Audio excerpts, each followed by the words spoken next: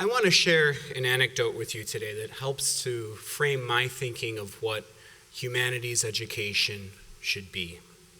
This excerpt is from a letter that a principal used to share with his teachers at the start of every school year. I am a survivor of a concentration camp. My eyes saw what no person should witness: gas chambers built by learned engineers, children poisoned by educated physicians, infants killed by trained nurses, women and babies shot by high school and college graduates.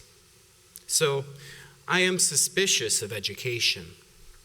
My request is this: help your children become human.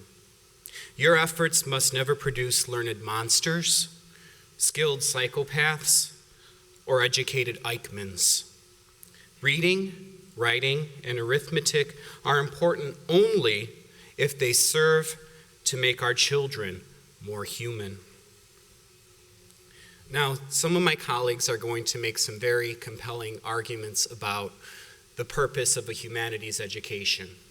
They're going to say things like context-based close textual analysis, the importance of analyzing primary source documents, and I agree. That's a very important element of our instruction as teachers. But I would argue and add to that as an addition that we should have a lens that frames that work, and that lens is to make our students better humans. I think the most pressing goal of a humanities education is to develop well-rounded and civic-minded, compassionate individuals. Students need to be skilled enough to participate in the larger American dialogue. They need those skills, and the things that my colleagues are going to talk about will inculcate those skills in students.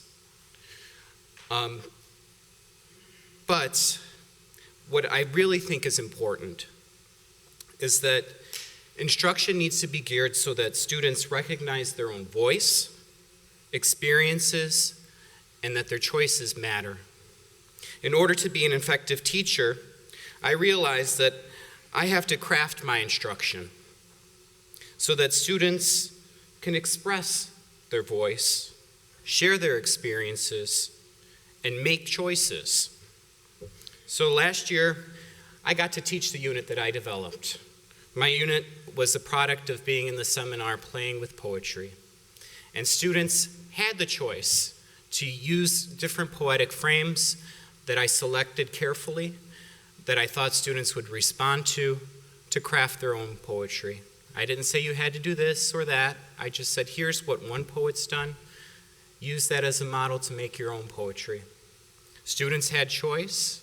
They were able to share experiences. They were able to voice things that were important to them. And it was successful. It got students to think about their own lives. And at the start of a school year, that's actually very important for teachers to learn about their students. Their work that they produced was fantastic, and it set the stage for much larger and bigger projects that I completed with them last year. Because I had the trust of my students, I was able to do this other project, and it was actually inspired by some of the other participants in Y&I. They said, Brandon, you've got to go to the art museum. Okay, I'll go to the art museum. And it really was fantastic. And they walked through, and a couple art teachers, they took me by the hand, and they said, well, this is significant because, and this is significant because, and we learned from Timothy that. So I ended up actually, from my poetry unit, doing another unit where kids met with a Holocaust survivor who's also an artist in my community, and they created art pieces, and we did, it was actually kind of funny. I asked the head librarian at our local library, would you mind if I borrowed the library for a day? Like it's, something I could check out, right? She said, sure, I'm planning on having this Holocaust survivor. My students want to hear from her and make it like a community night. She didn't know what she was signing up for. So I just told the kids, go in there, start moving furniture around. We're going to keep doing it until she says no.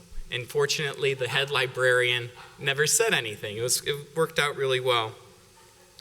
But that project wouldn't have been possible had I not taught my unit beforehand.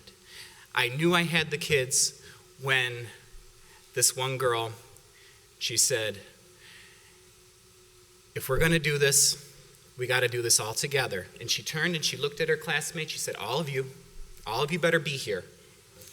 And when you have student engagement that's that deep, that's transformative. And it came from the unit that I taught my students. So participating in Y&I for me was a shot in the arm. I was having a difficult year before that. It gave me what I needed to continue. It was the time and space that I needed to reflect on my practice and focus on what was important for me and for my students. There are many goals for humanities education in urban schools, but I think the most pressing need is teaching humanity, empathy, courage, while still addressing all the academic domains that need to be addressed. Thank you.